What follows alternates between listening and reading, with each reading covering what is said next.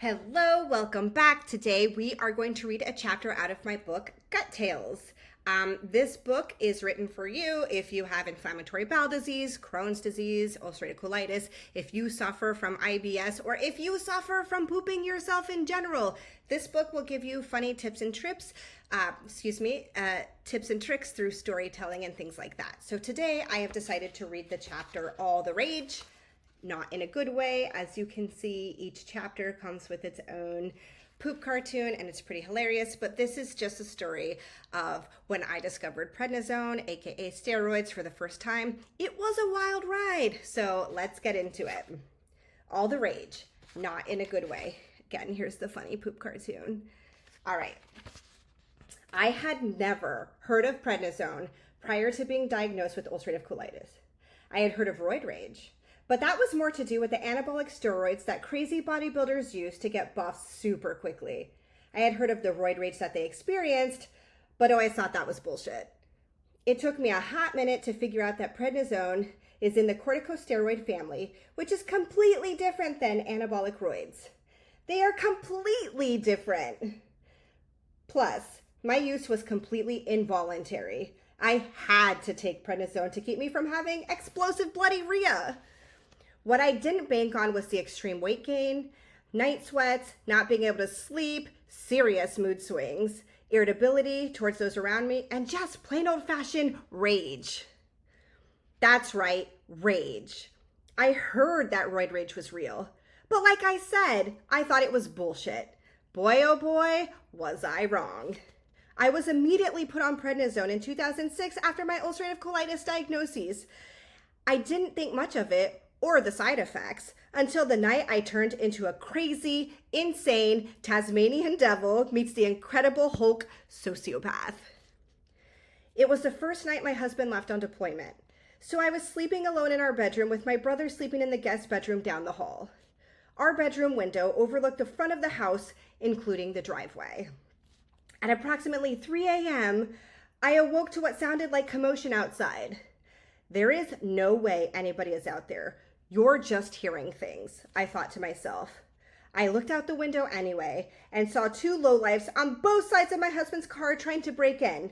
For the first time in my life, I saw red. The color red literally flashed before my eyes, and I was instantly filled with rage. Oh, hell no, I thought as I sprinted out of the bedroom with only a sports bra and underwear on.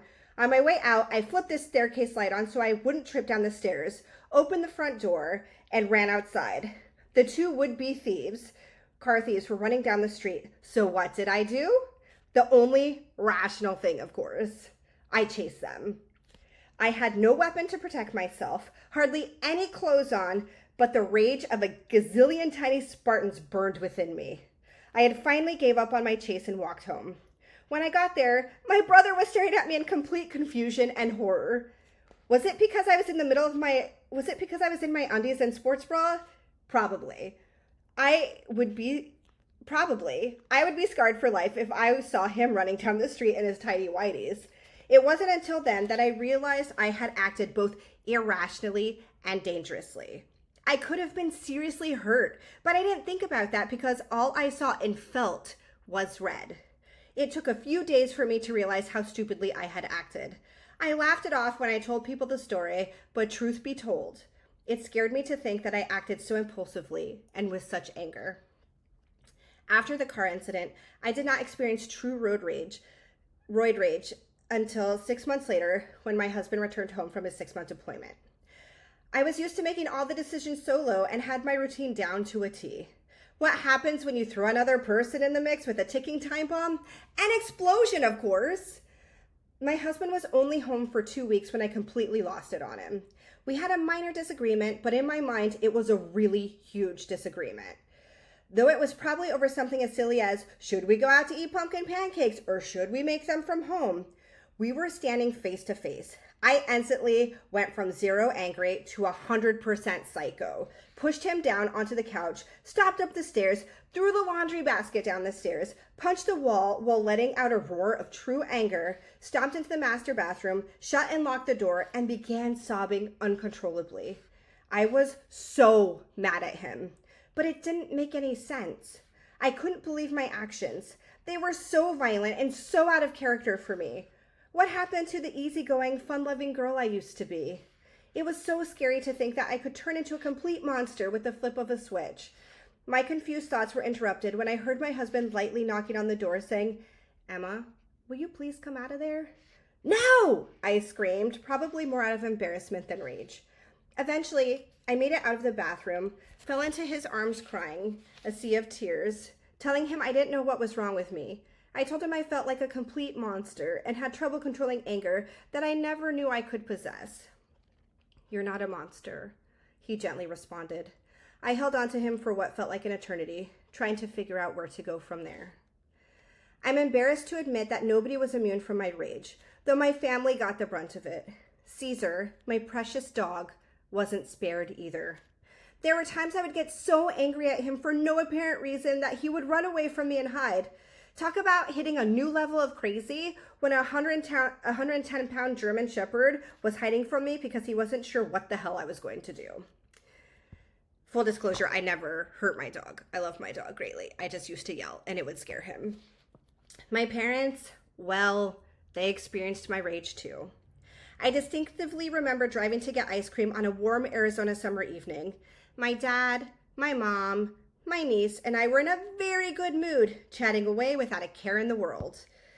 I was in the driver's seat, and when we were close to home, my dad tried to give me instructions on how to pull into the driveway. As it was a bit tricky, I had to go up a tiny curb and rev to the car, but it wouldn't climb up the curb. "Give it more gas," he instructed. "No!" I exploded back. "It doesn't want to climb the stupid curb. If you want it done, you do it yourself. This is ridiculous." With that, I stormed out of the car, running and all, leaving my parents and niece staring at each other, in complete shock by my actions. I apologized a few hours later, and they understood that those actions were not my norm, but it still weighed on my mind. I have got to get a grip before people no longer want to be around me, I thought to myself. As I tapered off the prednisone, the psycho bitch in me slowly disappeared. I returned back to my normal, nicest person in the world self that people described me as. It was amazing how much better my psyche felt when I was off the roids. I felt like me again, no longer a super pissed off version of the girl I once knew. It took several on-off prednisone treatments for me to realize how to handle my irrational anger. Or, more importantly, how not to act on it. Finally, after being on and off of the prednisone gravy train for 3 years, I told my husband that I would no longer act out in anger when I was on the roids, because it wasn't fair to him, or me, or our dog. Instead, I would just stop talking if I got really mad about something. The no talking when irrationally mad approach worked, but was super hard for me to follow through with and keep under control. I had a constant struggle with a demon on one shoulder and an angel on the other. The somewhat tempting demon encouraged me just to scream out and tell my husband how pissed I was, how mad I was at him, and that every little thing that pissed me off for no reason was all his fault. It constantly felt like this little demon was yelling, "Let out the bottled rage that is coursing in your veins. You'll feel so much better to just let it out. Who cares how he feels?" The angel, on the other hand, kept repeating to me, "You are being completely irrational. You know you are being irrational. Keep calm. Keep it together. You know your anger right now is completely irrational." This back and forth usually resulted in tears, but at least I didn't explode on those that matter the most to me. I am here to tell you, to this day, I still have a love-hate relationship with prednisone. I've had more than my fair share of oral and intravenous steroids. I am also forever indebted to the intravenous steroids for saving not only my colon, but my life. It doesn't get any more serious than that. The struggle is real. Though prednisone has given me my quality of life back when flaring, it has also presented new challenges. Gaining weight while on the roids is hard to deal with, especially when it's 25 pounds over the course of 2 months. Yes, 25 pounds over the course of 2 months. In the dietetics field, we call that significant weight gain. More notably, it was really hard to be on prednisone for 5 months after giving birth to my daughter.